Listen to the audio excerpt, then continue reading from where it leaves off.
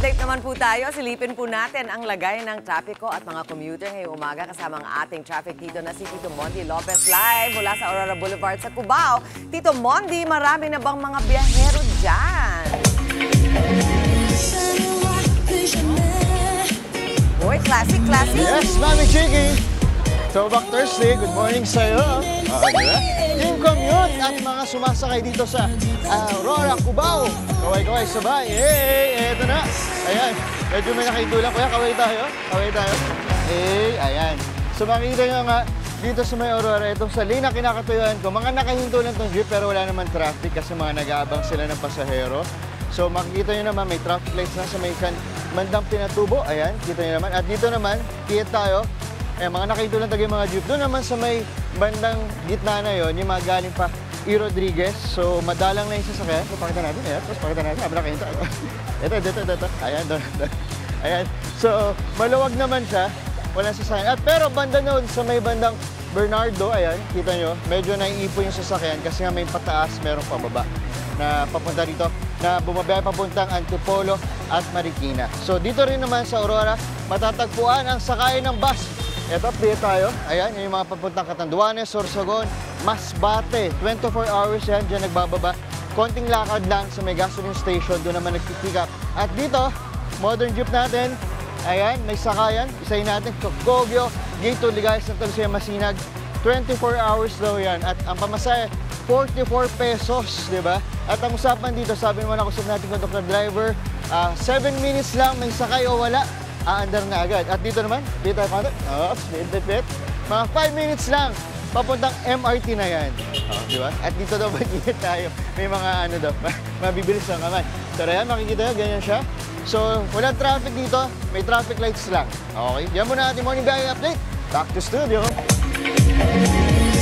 Panayag nga ang traffic. Magandang balita yan, Tito Mondi. Pero maya-maya, sisik na yan. Kaya lumarga na kayong lahat. Maraming salamat sa'yo, Mondi. Usapan traffic po ulit tayo. Kamustahin po natin muli ang lagay ng trapiko at commuters mula sa ating nagbabalik na traffic dito na si Tito Mondi Lopez. Live mula sa Aurora Boulevard sa Cubao. Tito Mondi, ano na ang ganap dyan? Dumadami na ba ang sasakyan?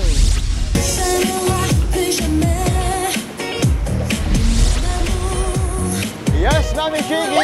Yes, Mami! Good morning! Team Commute, kaway-kaway sabay! Hey! Nandito pa rin tayo sa Aurora, Cubao, sa kabilang side. Habang si Mami sakay. Mami sakay, pupunta po ba na, Mami? Punta ako ng Pedro Hill. Pedro Hill. Ano pong gagawin niyo po doon, Mami? Mag-interview ko sa agency. Agency, ano pong apply niyo po? Bahala na. Ano po kami sabi ko, trabaho? nag-apply ako ng trabaho, sabi ko, beautician, o kung ano ang available ngayon, kung pwede pa sa edad ko, kasi going to 63 na ako. Okay. Pero gusto ko pang lumayas. So pupunta kang Pedro, hindi niyo po alam kung saan pagpunta? Eto, binigay niya sa akin yung kanyang... Kung saan po sasakay? Kung saan sasakay. Ano, tuturuan ko kayo kung saan? Dito tayo, Mami, sakayan ng jeep. Tanong natin, para sure tayo. Tara, Mami. Ano paano yung pamuli, Mami? Elvira Mami Maduli. Elvira, ako po si Mondi. Good luck sa interview. Ito, Mami, tatanong natin. Alam ko, pwede po eh. Sir, tama, di ba? Dadaan tayo ng Pedro Hill. Pedro Hill po, no? Pedro Hill, Mabini. Ayun, Pedro Hill, Mabini, doon po tayo, no? Baka kakilala niyo po si Mami Elvira. Sige po, salamat Sakto po, sakay sa unahan, Mami, sasakay. Ayan, habang sumasakay sa Mami Elvira, ito yung traffic. Mami Elvira, good luck. Kita nyo naman, Mami Chiki, grabe yung traffic dito, di ba? Ito ang talagang traffic, di ba? Bumper to bumper. Lalo na ito yung kanto ng West Point kung saan yung mga kapatid natin na nag-jeep, ito, kumakanan, papuntang EDSA yan. Ito yung papuntang Quiapo. Talagang grabe yung build-up ng traffic. At pagdating naman doon, piyet tayo. Nakasakay na si Mami Elvira. Piyet tayo dito. Yan mula sa Oxford, Yale, talagang di na umuusad ang traffic. O, di ba? Buti na lang, may mga kapatid tayo, mga nakamotor lang. At eto, mukhang puno na si Kuya. Ay, nakasakay na si Mami. So, yan, grabe yung traffic dito. Nakumusta na natin sila. Dito tayo. Pito tayo, Daddy. Ayan, mukhang nagbibilang si Daddy. Eto naman. Balikan natin si Mami Elvira. Mami Elvira, ingat po kayo, ha? Salamat. Baka may gusto kayong panawagan dyan. Wala naman. Shoutout talaga sa mga Madulid family. Yun lang po. Nagalmusal na po ba kayo? Tapos na po. Ay, sayang. Nagalmusal na kayo. Meron pa naman ako papagdasal. Para sa Mama Elvira. Ay, Para po sa inyo ba eh? talaga? Oh, sige Okay po. po ba? Thank you. Maraming salamat po. Galingan nyo po Tapos, Sana makapasa na interview. kaya nyo po. Ngitian nyo lang po siya. Ay, gano'n. Tapos bigyan po pindisan niya mag-interview. Okay, Mami Elvira, ingat po. Salamat po. Ay, ma'am, kumusta? Si ma'am, di ba? Ayan muna, ito na nga. Ang dami taga. Siksikan na kami dito. Yan muna natin. Ay, ito, pakita rin natin. Mabilis lang. Ito papunta sa Antipolo. Grabe din yung traffic, hindi na umuusad. Bumper to bumper.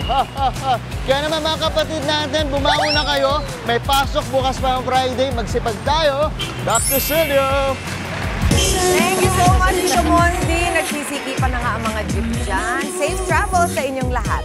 Mga kapatid, Mondi Lopez po, manatiling updated sa lagay ng trapiko sa mga pinakaabalang kalsada sa Metro Manila. Mag-follow at subscribe na sa social media pages ng News 5.